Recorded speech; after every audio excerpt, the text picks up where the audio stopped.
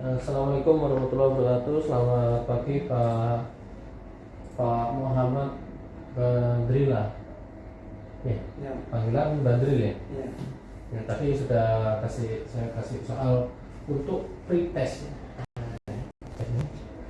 Ini saya selaku Viko itu sebelum driver itu melakukan pemberangkatan untuk pertama kali bekerja di sini itu harus mengerti apa itu yang namanya super driver skill, ya Mas ya. Super driver skill ini adalah susunan SOP berkendara driver itu yang disusun dari manajemen saya, dari manajemen pilot. Ini gambar pertama. Gambar yang kedua, daily inspection condition. Ingat, unit Pak Badril yang akan dibawa itu unit tersebut berbahan bakar solar. Nah, itu akan berhubungan dengan scan barcode yang ada di Bimofor maupun flat event, ya. Nah, itu dan penginputan kilometer itu harus sesuai, jangan sampai keliru. Kalau keliru akan terjadi anomali KM. Nah, itu harus dilakukan penyesuaian, dan penyesuaian tersebut harus ada punishment. Ya. Berarti harus sesuai ya. Jadi sebelum input dibersihkan dulu kaca dashboardnya itu dibersihkan biar terlihat jelas. Lanjut di gambar yang ketiga, metode pengecekan kendaraan. Nah, ini ya, ingat metode pengecekan kendaraan driver sebelum berangkat. Tadi ya, sebelum berangkat itu apa? Balok, ya, bodi dan ban dicek. Ya, seperti kemarin saya melakukan interview, nah, itu bodi dan ban harus dicek. Jadi dilihat terlebih dahulu bodi tersebut itu apakah ada kerusakan atau tidak. Terus yang kedua, apakah ada komponen ketika mau berjalan itu mengakibatkan jatuh, terutama bumper belakang. Dilihat bumper belakangnya itu goyang apa tidak. Kalau goyang, pastikan tidak jatuh apa tidak ya. Misalnya kalau kayak tadi kan ada di dashboard depan di kabin itu kan ada bumper yang patah di mana ada yang patah di depan.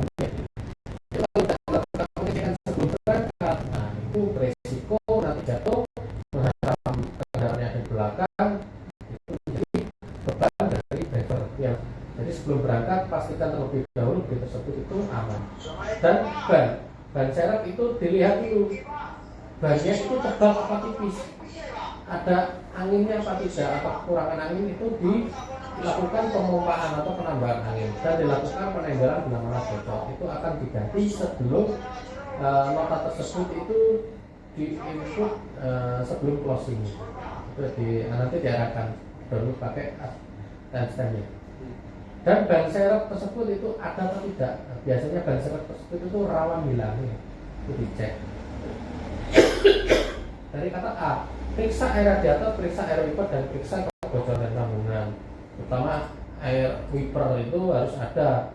Air wiper itu harus ada dan berisikan air yang bercampurkan sabun kan ya. Nah, untuk membersihkan kaca itu kan di wipernya. Terus periksa air radiator itu mingguan atau harian, Mas Badril? Kalau bisa ya harian, bisa mingguan. Itu dicek ya, itu air radiator. Tapi kalau yakin itu penggunaan itu mingguan apa dicek berkala. Dan pengecekan itu kalau sudah selesai ditutup, harus benar-benar tutup ya. Terkadang nggak tepat, terkena tekanan air panas tersebut, tutupnya hilang sehingga menjadi beban driver untuk hadir listrik. Sebelum berangkat dari kata L tersebut listrik, pastikan kawal yang ada di aki sambungan kabel itu ya, itu pastikan sepan. Istilah sepan itu harus benar-benar tidak ada kegoyangan, tapi jangan digoyang, nanti goyang ya longgar. Ya, pastikan sepan. Itu kalau longgar itu terjadi ngefoam, karena aki tersebut itu voltasenya itu 24 volt. Kalau ngefoam itu akan melelehkan timah yang ada di aki tersebut untuk terus listrik dari listrik periksa lampu dihidupkan, lampu tersebut itu nyala semua, nyala semua. Kalau misal putus diambilkan di sini diminta, namun dicatat KM nya itu berapa, dan plat nomor.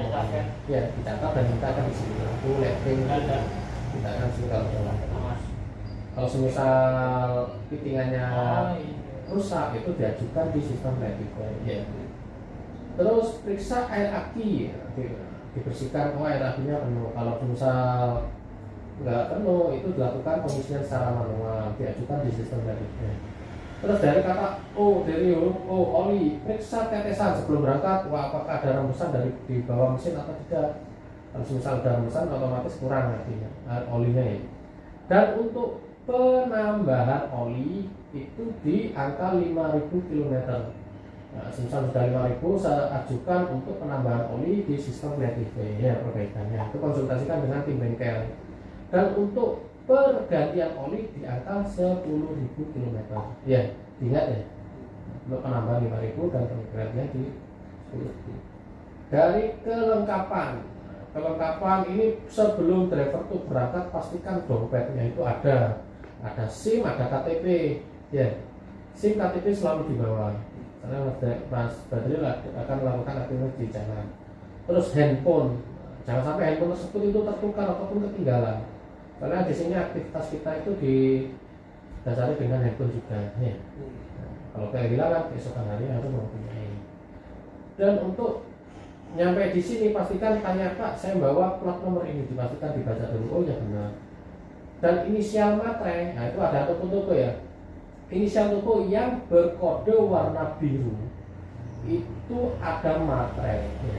Jadi dokter atau nanti ada di info pusat itu ada inisial toko yang berwarna biru. Itu pastikan tanyakan terlebih dahulu materainya atau ada atau tidak. Kalau mana tidak ada berarti ada kekeliruan di situ ya. Nah, terus untuk telur, kalau pecah itu harus ketahuan di sini telur ya, kan ada telur nantinya ya. Kalau telurnya tersebut itu Mas Badril itu komplain di toko telur pecah, itu menjadi tanggung jawab driver. Karena telur tersebut kemungkinan besar terjadi goncangan sehingga pecah sampai toko. Ya. Jadi kalau ketahuan pecah harus sampai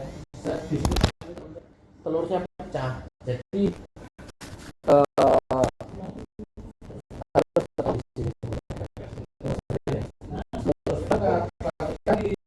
mulai dari A, B, D, E harus sesuai A, B, D, E.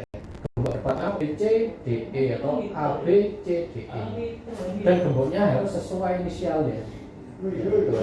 Lanjut di gambar yang keempat, defensive driving. Saya peduli keselamatan. Ini ada pedoman levelnya. Kenapa? Ada istri yang menunggu di rumah, ada yang menunggu di rumahnya. Jadi Mas Badril itu harus ingat keselamatan tujuan utama kita dalam bekerja.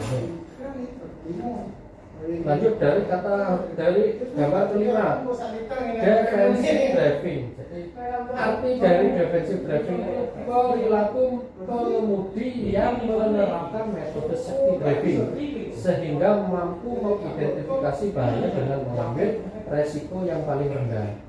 Defensive driving. Jadi bertahan. Apa itu tujuan defensive driving?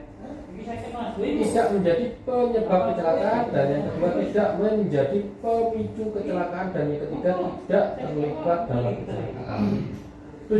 Defensive driving ini adalah metode safety ya. Metode safety saat berkendara itu apa tadi?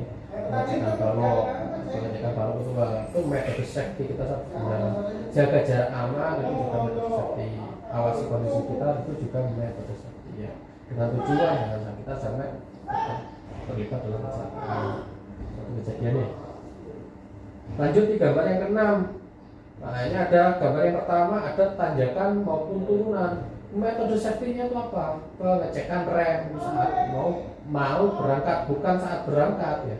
Saat mau berangkat lakukanlah pengecekan rem untuk menghadapi tanjakan maupun turunan.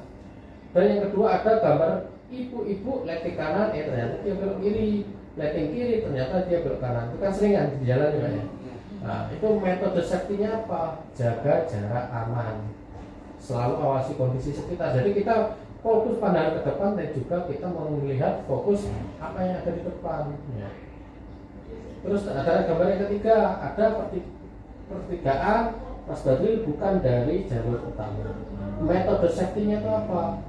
Secara hukum dahulukan jalur utama terlebih dahulu bila mendekat dahulukan baru Mas Badril lewat belakangnya, itu tidak dibenarkan. Jangan Mas Badril dahulukan dulu belakang yang jalur utama tidak diturun di belakangnya, itu kan terjadi suatu insiden karena tidak akan bisa melakukan pengereman secara mendadak.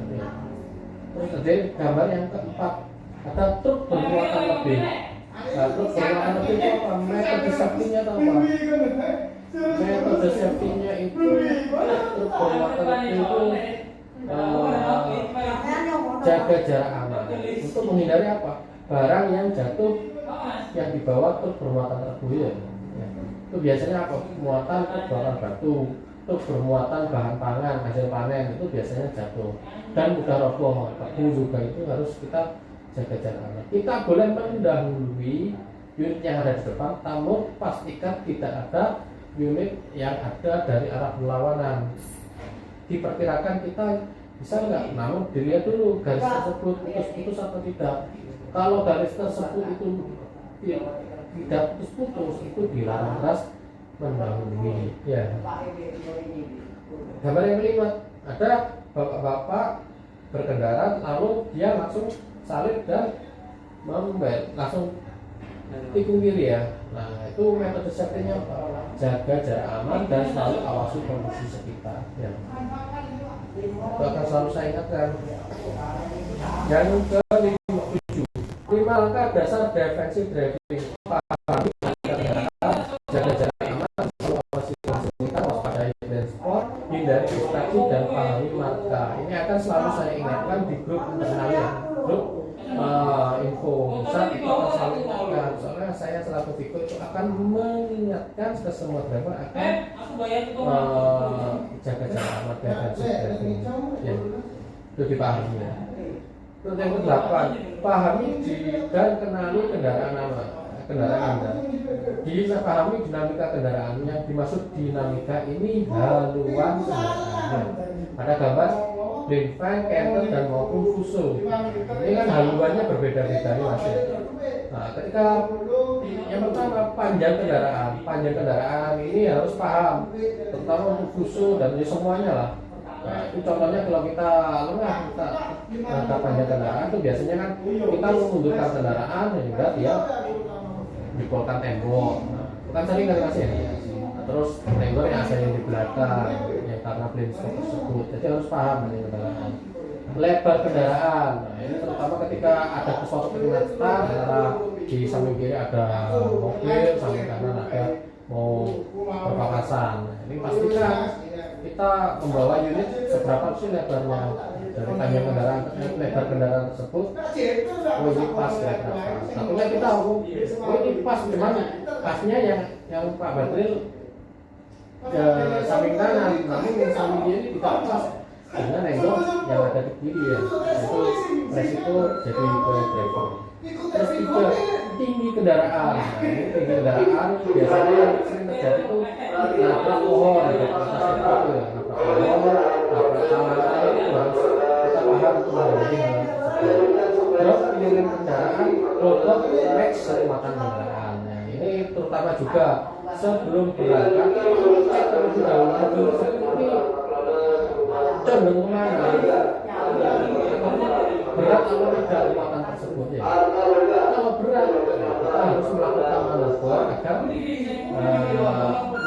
bisa mengira-ngira, terutama untuk unit yang engkol ya, itu rawan Mas ya. Jadi kita harus banyak-banyak memahami bobot motor kendaraan, aerodinamis kendaraan, fungsi kendaraan, lift dan jarak roda.